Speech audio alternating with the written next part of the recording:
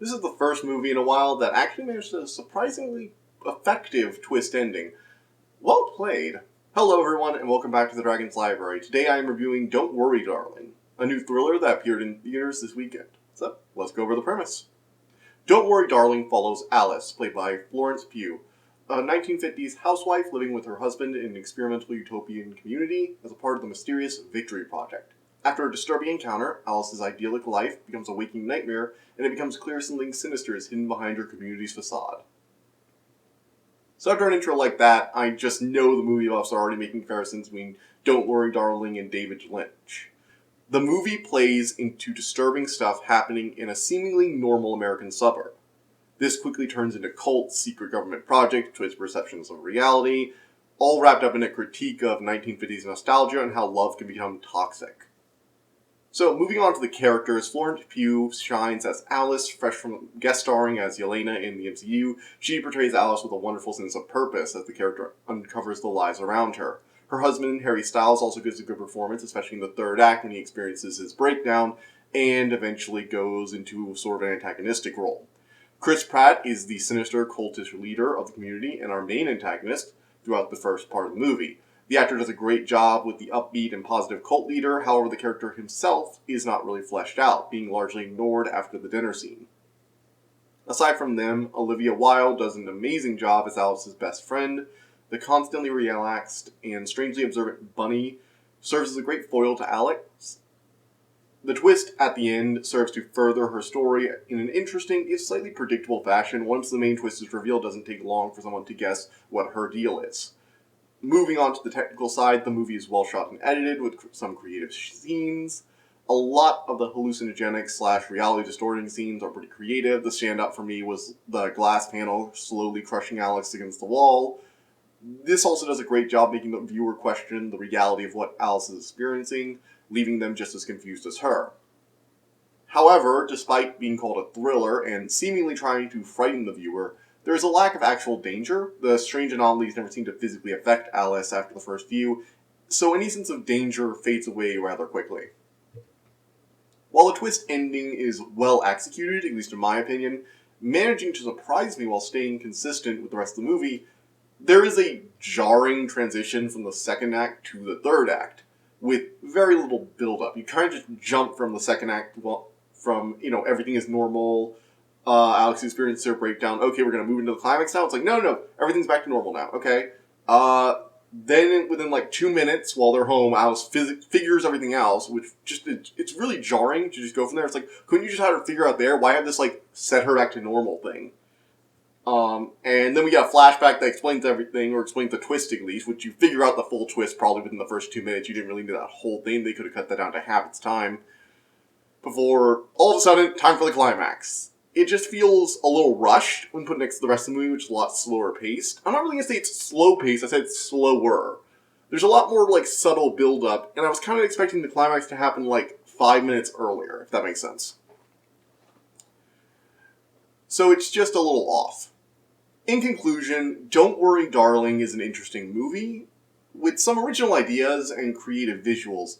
However, while it touches on some themes, and while the twist is, like I said, interesting, it doesn't really add to the theme. If you're looking for a decent movie to kill a Friday afternoon, it'll do, but it lacks the depth to be more than just a popcorn flick. Don't Worry Darling gets a 6 out of 10. It's just okay. Alright, moving on from there, we have the spoiler section. So, I actually have a little bit to talk about this movie. Not a ton, I don't think we're going to get to like 20 minutes this time, but we'll see. So first up, I'm just going to do the twist. Before I go any further, this is the spoiler section. If you have not seen this movie yet, the timestamp will be on screen. Skip to this timestamp if you don't want spoilers. And there is actually a big twist in this movie. Now, some people might be able to figure it out. I thought it was well hidden, but that's just me. I wasn't expecting that particular twist, so maybe you figured it out early. Regardless, there is a major twist to this movie. If you know what's happening, yeah, you'll get something out of it, but I think the main thing you're getting out of this movie as a popcorn flick is the weird twist. So, be warned. Spoiler timer on screen. Skip to there if you don't want to hear anyone to go straight to the announcements. Moving on. Okay, everybody gone? We're going to wait a few seconds just to make sure all the stragglers gone. And, okay. So it's all a VR simulation. There, I'm just laying the card on the table. It's all a VR simulation. It's actually taking place in the modern day. Now, I'm going to qualify this very early on. So, basically, the twist of this is that the Victory Project is an attempt to return to the good old days when life was better. It's essentially people living shitty lives want to escape to a VR simulation where their lives are perfect. Alice was a doctor who was married to an engineer, which is Harry Styles' husband. Her husband, played by Harry Styles.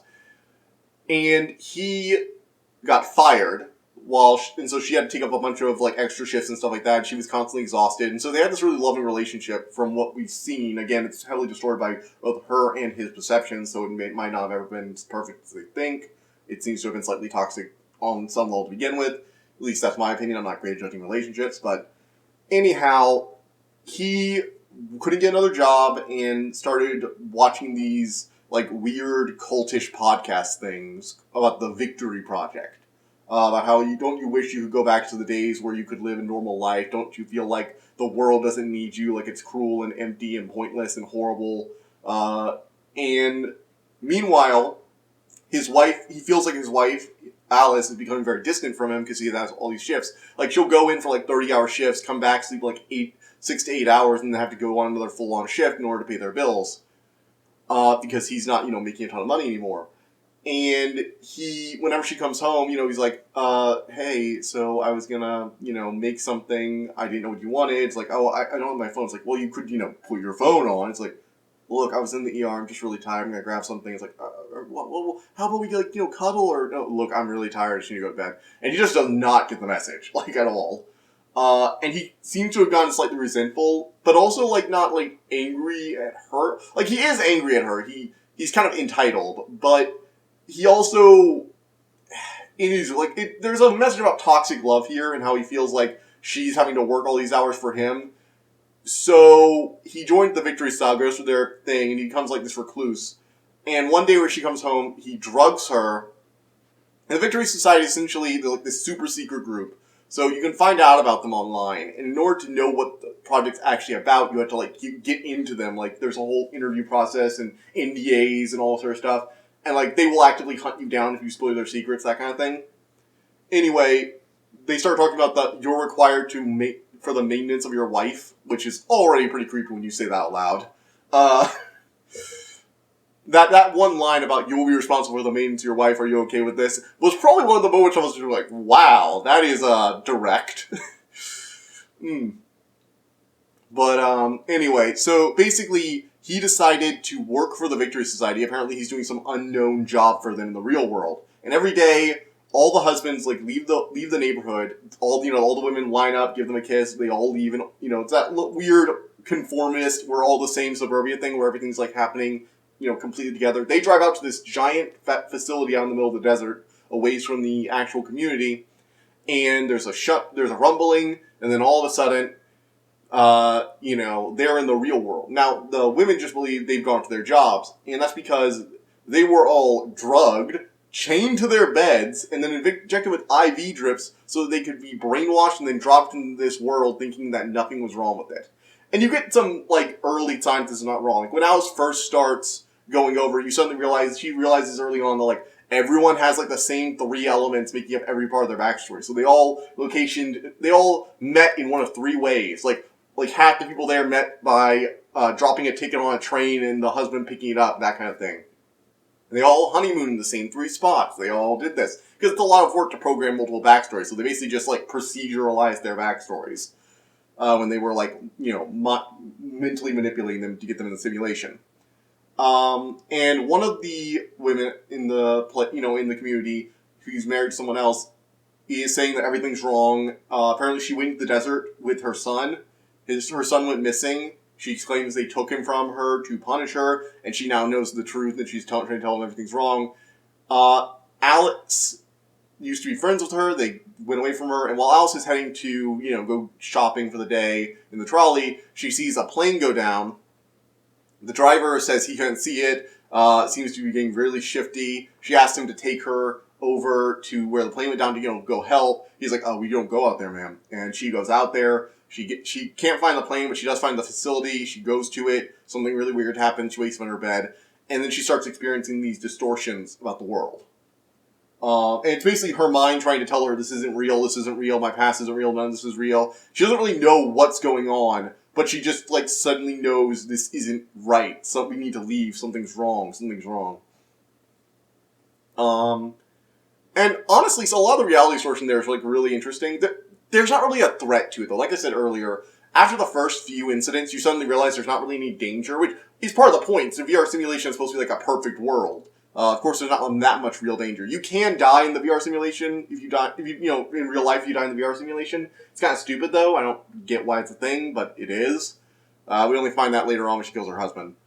But basically, the friend commits suicide. She gets worse. She confronts the leader of the cult at the dinner party, and eventually, she tells her husband, "Look, please, I can't handle this anymore. I don't know if it's real or not. Please, we just need to get in our car and we just need to leave."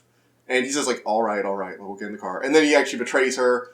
He, locks the car doors, and then he's, let the police, essentially, like, the weird red clothing wearing, like, they're all wearing these, like, red jumpsuits, and there's a security guard's place. They drag her away. She gets, like, electroshock therapy or whatever. And then she gets back home, and she's all, oh, hey, everything's fine now. And then her husband hums this tune, she remembers the truth. And it's just like, wait, like, so...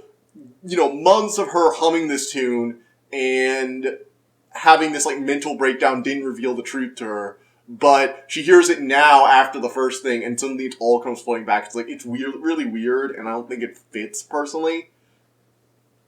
And she remembers that, so she was really a work doctor. She came home, her husband chloroformed her. She woke up chained to the bed. He put these VR headsets on her, put an IV drip in her arm, and she starts screaming at him, like, what the hell did you do to us? And... he goes on a rant of like, oh, you're the lucky one. I did that for you. You were overworked. She's like, I liked working at my job. I liked being a doctor. Which is that, that thing some people don't get. It's like, some things are exhausting, but you like doing them. Like, I like programming. Programming can be an exhausting thing. It can be really hard, like working on, like, large game projects with these YouTube videos. They can be really exhausting. I am constantly telling people I'm really, really busy because I have a lot of stuff going on. But I enjoy doing that stuff. It feels good. It feels like I'm, like, moving forward. It feels like I'm progressing. It feels like I'm doing something, achieving something.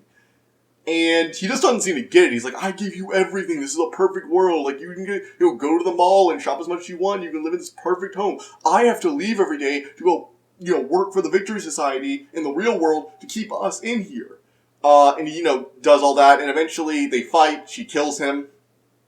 And then Bunny comes in. And she's basically been, like, this, like, relaxed, like, oh, yes, I'm that person in the neighborhood. He's not good for you. Like, you know what character archetype I'm thinking of. She has these children.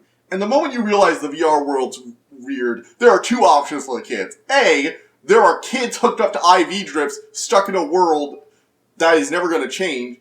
And B, there are... they're all not real. And you quickly and Bunny is like, I chose to be here. I've known all along. That's why I've been trying to get you to stop pursuing this. That's why I've gotten very angry when you and our other friend wouldn't listen. Because I actually like being here. But she also cares about Alice, and she doesn't want her to die. Or get, like, got. Because now their husband's dead, they're gonna have to clean her up in the real world, so she needs to get out. So... Bunny helps her escape. She tells her to run, tells her what's going on. Just says, no, you gotta leave. He's already dead. He's dead in the real world. You need to get out of here. Go to the facility in the desert. That's the exit. Go. And she's like, come with me. And it's like, I chose to be here, Alice. So it's revealed that her and her husband chose to be here. And the Victory Society is, like, weird with the women, so the women have to stay every day. Anyway, her husband and her joined this on purpose because she wanted to be here because her kids are alive here. And, they want to have children. They want their children back. So they chose to be here, so she was allowed to keep her memory since she agreed to the Victory Society's rules. And there's this really heartbreaking moment where Alice has to, like, run, and she's just saying, go, go, go. And Alice is, like, covered in blood, And honestly, the ending climax is pretty cool. They have, like, this car chase scene where everyone's trying to chase her. It's clear they tried to make this world just, like, a lot of people will be like, oh, it's a VR simulation, can't they just, like, destabilize their cars? Like, it's clearly not that kind of VR simulation. The goggles aren't that big. They seem to be based on, like, manipulating your perception, like it's like hypnosis VR almost. From what I saw, like there are like these scans in the eyes, and she has all these hallucinations. It's like they're programming the world into her mind. So it's very clear they don't have a lot of control over what happens in the world. It's like a realistic simulation, and they can like spawn materials sometimes, but they don't really have full admin control. If that makes sense. There's not like a big old admin control they can just pull out, because that would result in the world maybe being less stable or something. So essentially, they have to chase her down in the world, inside the physics of the world. And there's all this interesting things like the cars and everything. There's a big old car chase. She runs up there. She finally makes it. And then there's this weird thing. Like, when all the villains, like, having this big old breakdown, like, no, she's gonna get away, damn it. There's this weird thing. So, he had this wife. And it's unclear if she was, like, one of the brainwashed women as well. Like, if she didn't know or not. She led the women's yoga instructors. And she had this really weird moment. So, there's this dinner party scene where Alice, like, while Alice is making dinner, she's slowly realizing this world isn't real or something's wrong with it. And the cult leader comes up to her while she's making dinner and says, yeah, I've been waiting for someone like you to challenge me. And he has this, like, cocky thing. It's very clear he's, like, mimicking movies. Like, it's like, I'm the big villain, and I'm the visionary genius, and you're finally the villain who's gonna, the obstacle I have to overcome, as all great men must. And it's like, okay, that's really dumb. And she, like, constantly tries to challenge him and question him, and, she points out the inconsistencies of backstories and stuff like that at dinner, trying to get everybody else to realize what's going on. And then all of a sudden, the husband's wife is like, how dare you do this? And she's, like, weirdly interrupts, like, the husband is just, like, kind of, like, smug, sitting back there, like, oh, wow, you thought this would work. And then all of a sudden, she's just, like, angry and being like, oh, I'm going to go wait in the car. And he's like, you're going to be there in a few minutes. It's like, wait, is she actually in charge? And there's this really weird moment, too, because they don't elaborate on this at all, really. The only other thing we get is one other scene with her, one other major scene. And it is near the end, right as Alice is about to escape, and the, husband suddenly realizes, the cult leader suddenly realizes he can't do anything about it. All of a sudden, the wife goes up and stabs him in the gut, and these are her dad's like, well, you're a failure. And it's like, wait, what? So was she, like, a brainwash and, like, knows now? She didn't seem to object. Like, she was actively working against Alice. So if she did know all this time, it's not like she was, like, kidnapped there. And she didn't really have, like, this moment of, like, the camera staring at her. She suddenly has that realization moment. It didn't have that. She just kind of was, like, helping him out. And she heard him talking about keeping her in check and all that. So I think she knew what was going on. And then she just killed him? Like, what was her deal? I don't know. And I feel like there was, like, a cut scene or whatever. Like, and then Alice just goes up to the window, she finally escapes, and then just cuts to black. Like, we don't see her in the real world. But, like, what is she gonna do? Like, the Victory Society knows where she is. She's currently handcuffed to a bed with an IV drip in her arm. So either the IV drip runs out and she starts, dying from, like, oxygenated blood. Like, you need to replace IV bags regularly, if I'm not mistaken. But if that's true, like, what's the deal? What do you have here? I don't know. I just don't know. It's weird, right? So, I'm not sure. I'm just a little confused on that ending. Don't know what the deal there was. Don't know why she was there. Don't know what that whole... Like, how's Alex going to get out? I think, wouldn't the Victory Society just be able to send someone? But now their leader's dead, so do they have anyone to, tell them to send someone? The one going to be in charge? We're getting a sequel to this? It doesn't really feel like a movie that needs a sequel. Like, she escaped the virtual world. What are they going to do? Put her back in there? After she killed, like, 2 or 3 people, like, a few, actually killed, like, a dozen people in those car crashes near the end. So, like, what are they gonna do? Drop her back in? I mean, she can't really escape, so she's just gonna wake up, have a few more moments in the real world before somebody in the Victory Society comes to kill her, or maybe they'll just leave her to rot in her bed? I don't know, it's weird, right? Anyhow. This was an odd movie. Now, I do want to talk about the other thing that was interesting. So, and we've actually made it past the 20-minute mark, yay. There's a minor theme in this whole movie about, like, the glorification of the 1950s. And I say this as something, because I haven't even seen anyone else talking about this, but when you get to the 1950s was, like, racist. Let's just be honest here. It was racist. We want to talk about how, like, smooth jazz and what was it? What's the drink that they all have? martini, my martini, you know, when I get home and all that stuff. But when you get to this movie, it's like, you know, they have like interracial couples, they have people from all nationalities, and it comes off as this immediate like disconnect with the time because we kind of glorify, America has this thing where they glorify the 1950s as like that ideal decade, you know, everything was great, the economy was booming, we had prosperity, you know, all the children were nice and respectful, you had the mom and dad and the nuclear family and everything like that. And in recent years, we've begun to deconstruct the 1950s. It wasn't that idealistic. There was a lot of problems, systemic and otherwise there.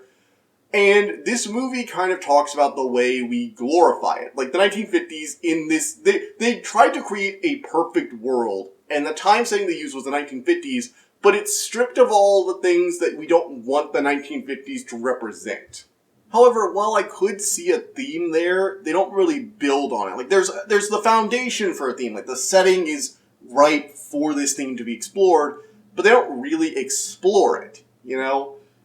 It's just kind of there. The rest of the movie isn't really about that. It's more about, like, it's not really about toxic relationship. I guess it's toxic relationship. Like, that's, like, the main core thing is Harry Styles and Florence Pugh, their, you know, relationship is very toxic. That's just it, though. Like, it's the surface level. That's why I said there are the building blocks for themes, but there's not really a fully fleshed out theme to this movie, if that makes sense. I would probably say you know, idealizing the past and the perfect utopia, the way the husband thinks that like this is a gift because it's the perfect world. Again, it's just not fully fleshed out. So that's basically it. There's not really much more to say on this. Moving on from that, we have just our announcements. So let's get into it. So with announcements, this was our movie. So let's talk about upcoming TV shows, books, and video games. For books and video games, like I said in the last video, I am currently working on my review for Babel, and I am currently trying to play through Steel Rising. Babel is a historical fantasy set in like a fictional version of Oxford involving like silverworking and translation magic. Really cool idea. I finished the book. It's going to be really awesome. As for the other stuff, we have Steel Rising. It's a video game set in the French Revolution, you know, with like steampunk robots and magic. It's like a Dark Souls kind of thing. It's a really cool game. Playing it on Twitch. Seriously, watch me on Twitch. I stream Tuesdays and Thursdays at 6:30 p.m., so check me out there. Link below. To the Dragons Arcade is my channel, so. Anyway, moving on from that, we have a TV show. So what TV show is coming up soon? Because Babel's going to be the review for this weekend. It's probably going to come out Saturday or Sunday. I'm just a little off-kilter still. And that's only if I can get this review out by Friday. I'm trying to catch up because the last few weeks have just been complete chaos. Still feeling the fallout from that. Anyway, as for TV shows, this weekend I'm finally going to watch the new Cyberpunk series on Netflix, so I'll be reviewing that. I've heard really good things, which I was surprised about because Cyberpunk was a disaster of a game, so it's nice that we got something good out of that IP. Although it's literally an IP named after the genre it is, so hey, at least it's good from what I hear. I'll check that out, see if that's pretty good. So, yeah, those are what you can look forward to in the near future. Hope you enjoyed the video. On your screen, you should be seeing a link to my channel. You go there and subscribe, that'd be great. In addition, you'll be seeing 2 other links. One's to my Season 2 playlist, that's all the videos from 2022. In addition, below that, you should be seeing a link to a video that YouTube apparently recommends you click on. So, you know, why not click on it? See one of my other videos. Maybe you'll like it. Maybe it'll have something else you'll enjoy. Maybe YouTube doesn't know shit. We'll find out together.